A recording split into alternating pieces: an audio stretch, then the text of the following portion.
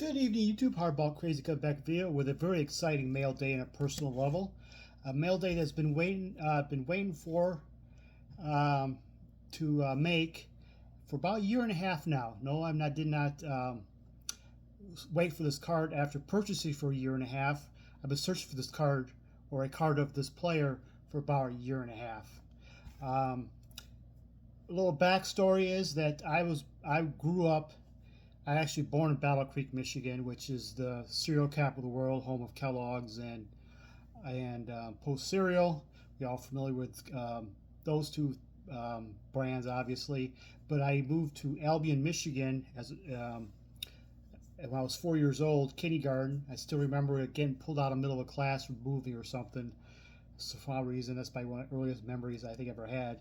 Anywho, um, but I grew up in Albion, graduated from Albion High School. But Albion is not a big town.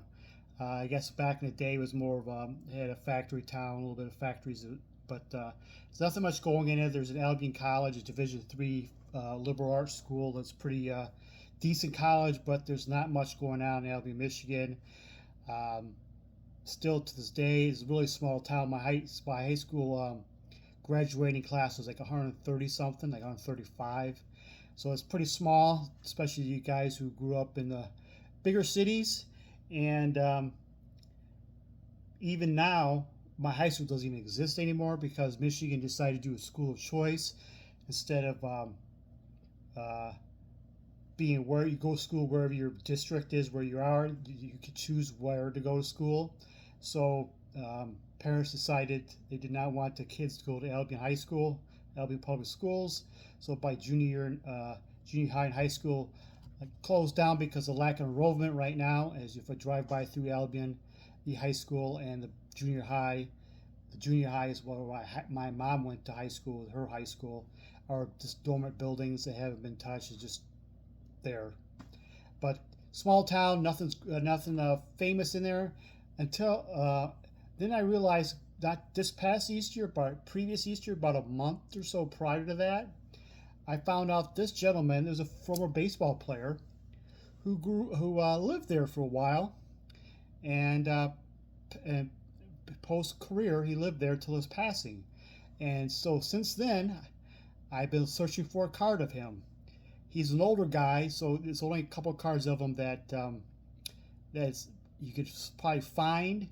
I think it might be the old Judge sets, but I'm not a huge fan of those old Judges because of the photography in it, and it's kind of cars fading and stuff, and they're a little more expensive.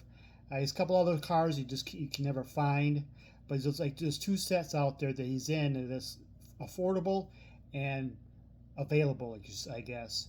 One is the 1906 Fan Craze. I've yet to see that one pop up, and the other one is the M16 M116 Sporting Life cards. And the last two nationals I went to this past year in Cleveland and the year prior in Chicago, uh, I looked for this player. His name is Deacon McGuire. I'll talk about him in a few. This is so since the spring of the last national in 2023 in Chicago, that's when I learned of it. So the higher priorities of the national in Chicago I was looking for is a Deacon McGuire. So I remember stopping at a table and I saw Fan Crazes or Sporting Life. So I looked for McGuire, never found one. Then this past Wednesday, uh, popped up on my safe search list. I had him on my safe search Wednesday. Pro tip from Uncle Derek here is that if you have something on safe search and you really like the top cards you're looking for, you really want it, do not wait for the email the next morning. Just periodically when you're on eBay searching during the day or whatever, I don't know what your eBay habits are, go to your menu on your profile, just hit save searches, see if they pop up during the day, and buy it before it becomes an email notification. I mean, you can get the catch it before the sun goes up. You know, like a farmer, you're hunting or something. Just get it before everybody else knows, and use the safe search to just not wait for the email.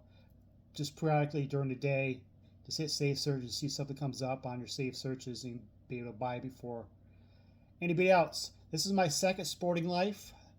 I have his first one is Donnie Bush of the Tigers, star shortstop. Notice the slabs between PSA and SGC, but I won't go there. I don't know how this has only got a 2. Looks as spectacular, but we're not going to talk about the grades. But this is an awesome example of 1910, 1911 sporting life.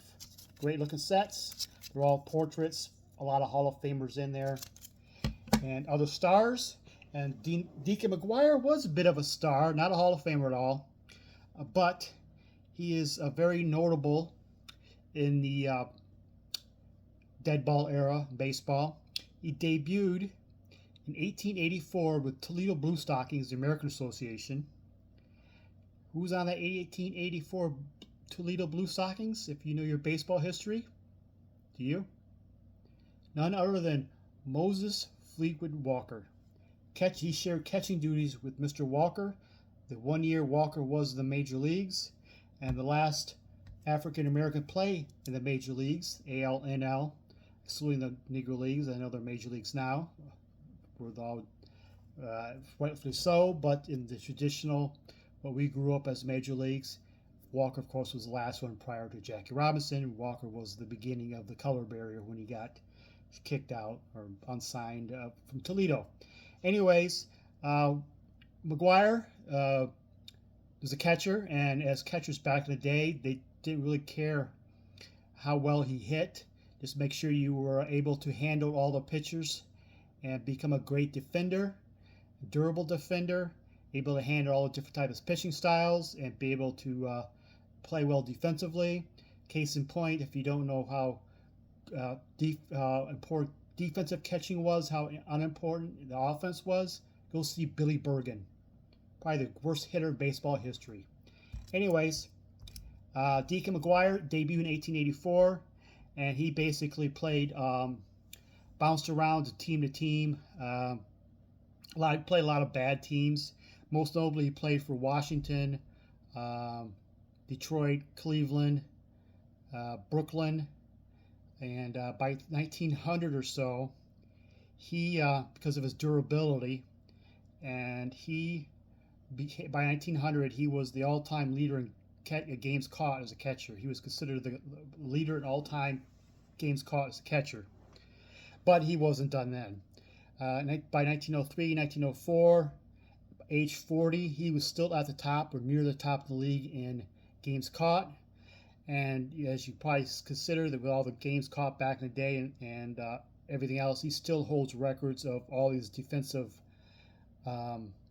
records of defensive stats and catching history, like putouts and assists and throw out runners and games caught and all that type of stuff. He ended up playing his full career 26 seasons, which was a record until Tommy John broke it in the 80s.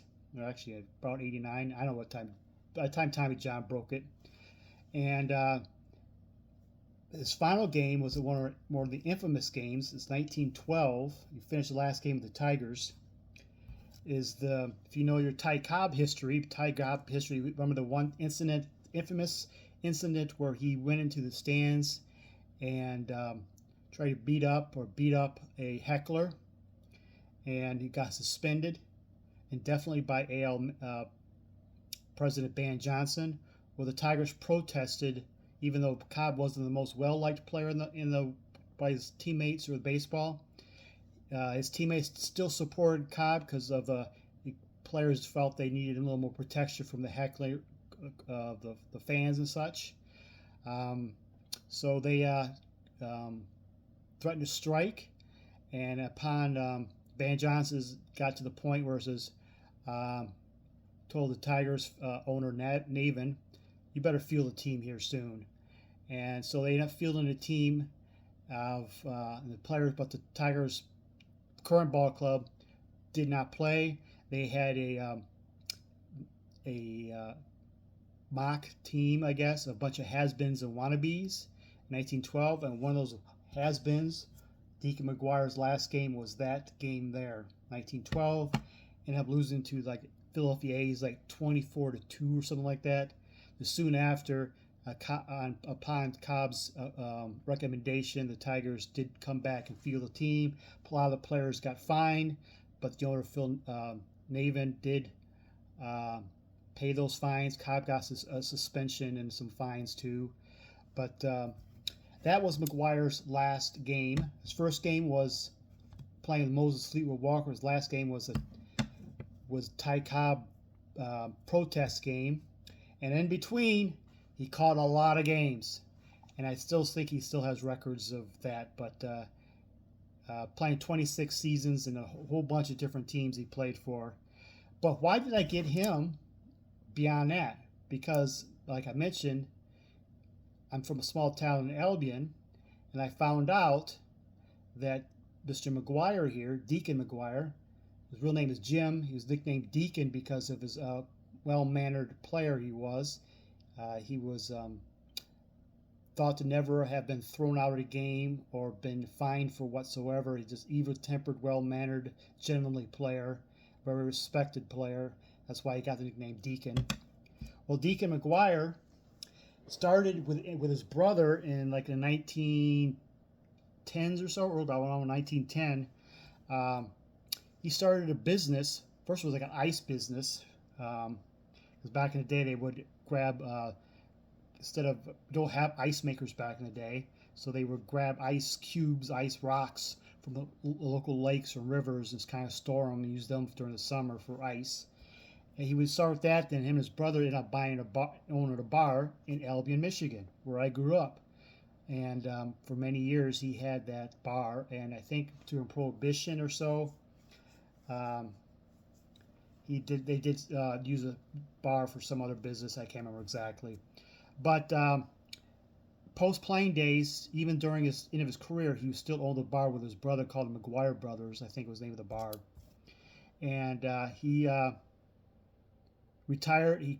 After playing days, he was a scout and coach for a little bit of the Tigers. And by the time 1926 came around, he retired to Albion and actually was a baseball coach for Albion College for one season. They only lasted one season, and his baseball life was over. Then by 1926, by post-playing days, he had a chicken farm or something. He lived in Duck Lake, which is a little lake community, big lake with houses around it, just north of town, Albion. I played golf there many times. I've hung out at Duck Lake several times as a kid. I haven't been back there many years, so then I'll go back to in and around Albion too much outside visiting family during the holidays. Like I said, not much goes around down there. But Mr. McGwire basically is the closest thing to somebody from my hometown. He was born in Ohio, but played in. I don't know how he managed Albion, Michigan with his brother, but an opportunity. But he was passed away, and he did not have any, according to the obituaries, he did not have any kids. So when I grew up in Albion, there wasn't any grandsons, great grandkids, or great great grandkids, or descendants of McGwires. I didn't have any McGwires in my classes, nor did my brother. So it looks like him and his wife passed away peacefully in Duck Lake, Michigan, and his tombstone, his cemetery, his gravesite is actually the same cemetery as my family. My elders have passed away, and probably I will get eventually buried. But anyway, so that first Easter, I found out about him because you can look up, find a gravesite on the internet, and I found his gravesite in my cemetery, Riverside Cemetery, and his gravesite is probably about 30 yards away from my family. So he's very, very local, and I had to get a card of him, and I finally got a card of him a year and a half later. Mr. Deacon McGwire, one of the first, the most durable catcher in Major Baseball history. 26 seasons. I don't think he played anything else beyond as a catcher. And has all the all-time records of catching defensive durability records there is, because no one catches that many games anymore. And he caught into his 40s that protest game that he played with Ty Cobb. He was age 48. And at age 40, even though he still at the time had the all-time record of games caught. At age 40, he was still near the top of the catching games caught for several years after that. And I'm very happy to add Mr. Deacon McGuire to my PC. I've talked long enough. It's a 15-minute video. And thank you for watching. You all have a good night.